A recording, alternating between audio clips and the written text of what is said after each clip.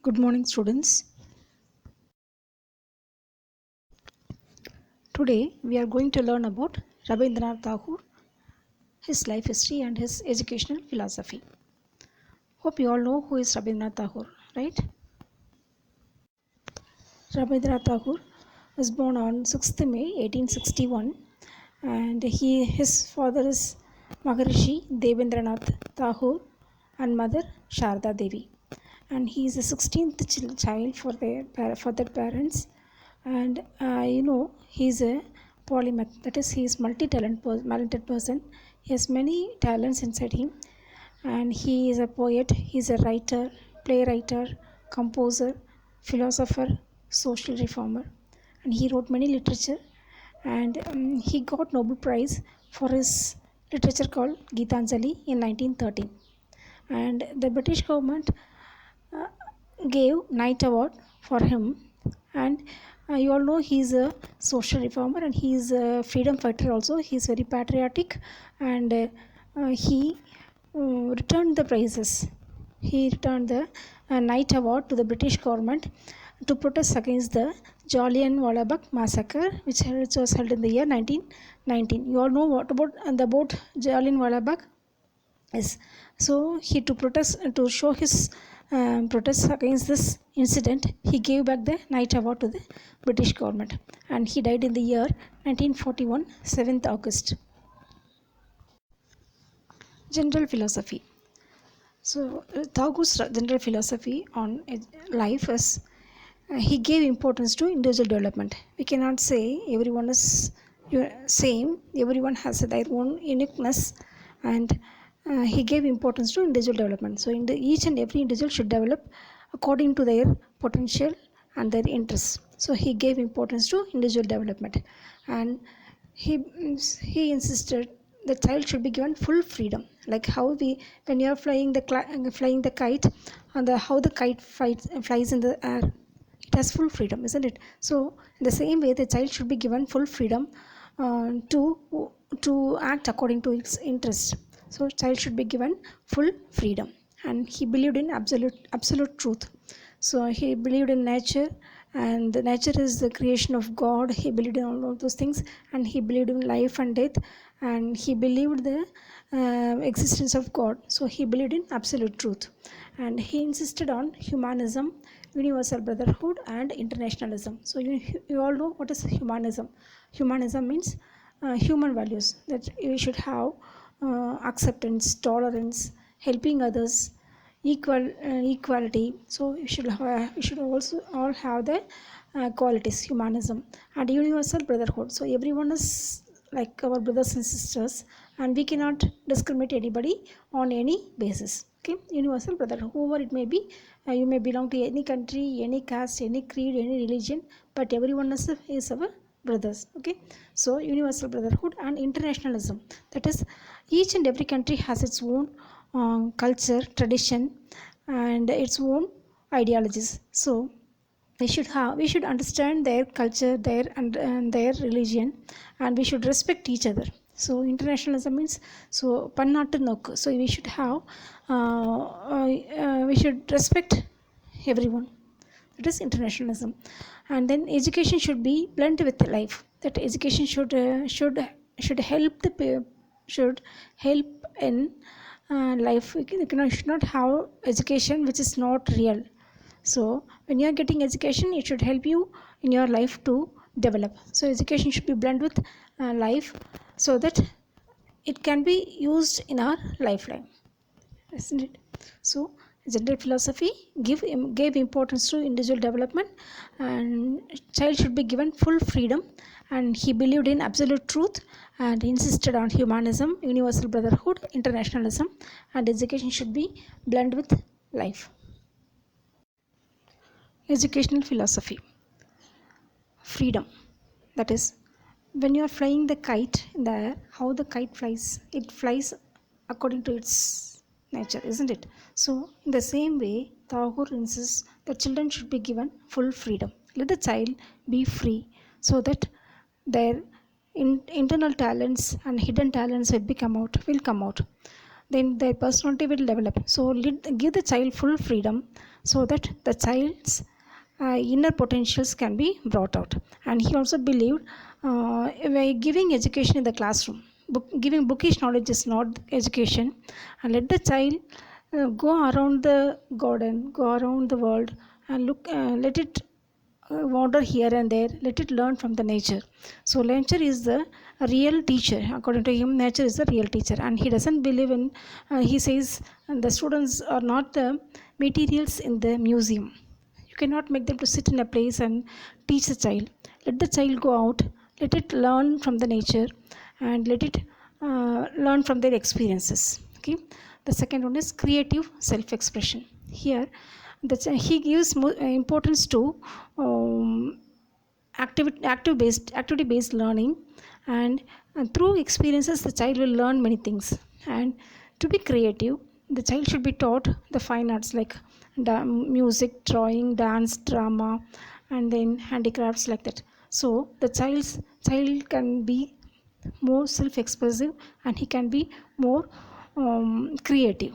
And nature and man, so we should have active communication with the nature. That is, Thakur believed nature is the manuscript of God. That is, God has created the nature, and if you want to reach God, you should be kind with the nature. You should not go against the nature. So the child should be given education in a natural setup where there are more trees, greeneries are there. So the child looking at the nature, the child learns a lot of things. And if you are giving much importance to the natural setup, their personality will develop. So the education should be with nature. And then internationalism. So internationalism means the child should know the culture of other countries, other people, so that it will respect others' culture, and we will have a peaceful world where there is no war and there is no ego between the countries. So through internationalism we can have universal brotherhood. Aims of education. According to Thakur, he has prescribed some aims. First one is physical development. What is physical development? When the child is physically healthy, then it is mentally healthy. So physical health and mental health are interrelated. So the child should be physically fit, physically healthy. To be physically healthy, the child should be allowed to play, dance, and do the things which the child likes. Let the child play and eat good food, do exercise, and be happy. Then the child will be naturally healthy. So healthy child can be a mentally good child. Okay. So he gives importance to physical development. The next one is intellectual development. If the child is physically fit, and then it is mentally fit, and then naturally it will lead to intellectual development. If you want the child to be intellectually developed, let the child think on its own. The child should be able to self-analyze.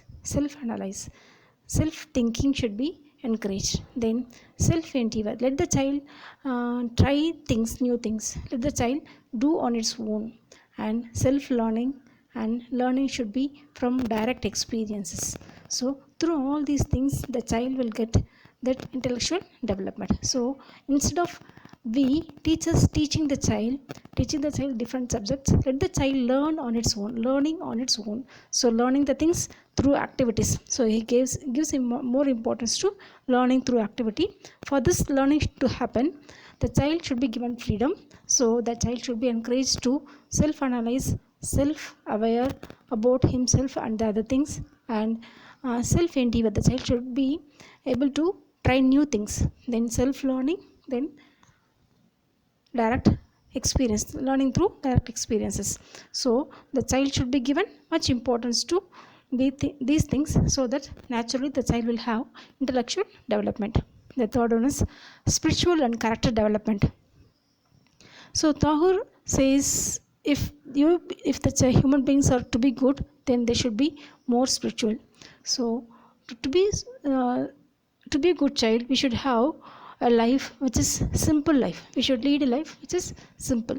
So that the teacher should be very simple, and we should have self control, and then we should be able to control ourselves. Okay, so if you have all these characteristics, that is, if you lead a simple life and if you have self control, then naturally you can reach God, you can have spiritual development as well as character development. So you cannot force any characteristics to the children. You cannot teach them the discipline should come from within. So should have self control. The last one is social development and internationalism. So as Vivekananda, Tagore also believes service to mankind is service to God. So he says the child should have social maturity. That is, the child should be able to think each and every one of us is equal, and everyone is our brothers and sisters. So this characteristics will have human values and international understanding. Curriculum. So Tagore prescribes some curriculum for the children to be taught in the schools. So first one is mother tongue. Education should be given in mother tongue. So mother tongue should be taught to the children. He gave importance to mother tongue. Second one is history. History should be taught to the children so that the children can learn the past history of the country, and their culture, tradition can be taught to the children, and they will be patriotic. So history should be taught to the children. And language. The children can be taught any Indian language or a foreign language if the child wishes. So language, when you are learning a language, you learn the culture of the people. So language is the most important thing to learn the culture. Okay. Then he says literature. Literature should be taught to the children. So for example, if you are learning Silapadikaram, you learn about the culture of Sangamage. When you are learning about Romeo and Juliet, you learn their culture, their tradition, isn't it? So literature should be taught so that the child will be able to learn the culture and tradition of the society which the literature belongs. Okay, so literature should be taught, and then the child also learns to respect the nature, love the nature. Okay, so literature should be taught. And geography should be taught to the children. Natural science, music and fine arts like dance, drama, drawing, painting, handicraft, horticulture, these things can be taught to the children. Method of teaching. Learning should be based on experience. Tagore says learning should happen only through experience. Experience is the mother of all intellectuals. So experience is the mother of all intellectuals. So learning should be based on experience. Learning should cater the needs of the children. So whatever you teach the child, it should be according to the interest of the child. If you don't have interest, you won't learn. So, and if you are teaching the subject which is interested to the children will learn. So learning should cater the needs, interests of the students, and learning should give happiness to the children. So learning should take place in a happy place, happy situation, happy surrounding. Then learning takes place without any hesitation. Tagore wanted to experiment his educational philosophy. For this purpose, he started his own school called Shanti Niketan. That means Abode of Peace. Okay, he started a school called Shanti Niketan to test his educational philosophies. He established this school in the year 1901. It is quite away from the city Calcutta, and it was set up in the rural setup. Okay, it's not in the middle of the city. So he wanted to have a place. He wanted to have a school in a peace setup. So he set up the school out of the rural, out of the city side, and the aim of the school is to protect and preserve and transmit the Indian culture. He wanted to preserve the Indian culture, and he wanted to transmit the culture to the next generation. So here they taught the Indian culture. The students are taught the Indian culture. And the second aim is rural reconstruction. That is, he want to preserve the rural culture, rural tradition, and then handiworks.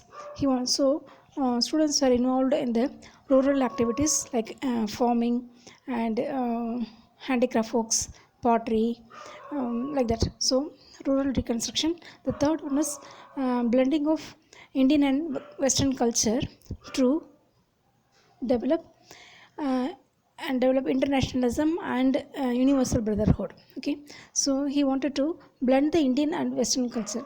That is, the students were taught both Indian culture and the Western culture. That is, the good things are taken from each culture and it is being taught to the children.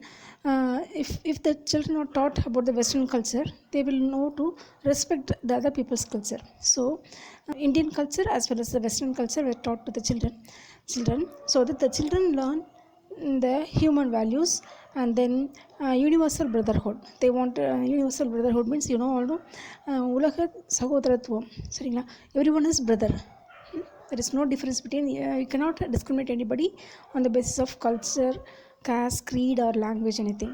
Okay, so the aim of starting this Shantiniketan is to how transmit the Indian culture, preserve and transmit the Indian culture, and rural reconstruction, then blending of Indian and Western culture. Unique features of Shantiniketan. As I told you in the beginning, Tagore believed in natural setup. He is a naturalist. He believes that children should be taught in a natural setup. So the Shantiniketan school was set up in a natural setup, which is away from the city Calcutta, and that is 150 kilometers away from the city. So it is the school has been set up in a natural setting. So the school is very surrounded by nature, trees and rivers, and greeneries were there, garden is there. Okay, nature. And then the children, the classrooms, there is no classroom for the children, and they were taught in the open grounds. The children were let free, and they had they were let free, and they learnt in a free atmosphere. And then the school also was like olden days, the Gurukula Kalvi, the Gurukula system. The teachers and the students lived together in the ashram, and they had learning was happening throughout the day, and they lived together. The teacher and the students lived together. Next one is spiritual life, not social life. Here, and everyone sat together and they ate together, they played together, they went to excursions, and they conducted many cultural activities. So through all these activities, the social relationship was developed. So they lived like a family in the school. The people, the student and the teachers lived together, and they did everything together. So there was social life was there. Through these activities, the children learned to be friendly with everyone. Next is spiritual life. So here they had prayer meetings. They used to have prayer meetings and meditations, and every day in Shantiniketan, the day starts with music, the prayer and ends with prayer. So together the people prayed together, and spiritual development was there among the children. Then the school gave importance to fine arts. Each and every day, the day starts with music, I said, and prayers. And in the morning they used to have curricular activities. In the afternoons they used to have fine arts like dance, music, drama, drawing, painting. So these things were taught to the children, and they gave more importance to fine arts. And internationalism.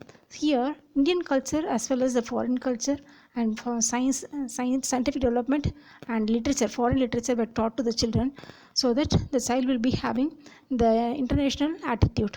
Then rural reconstruction. Here through rural reconstruction activities, the children were taught the occupations of the villages, that is like farming, agriculture, and then handicrafts were taught to the children.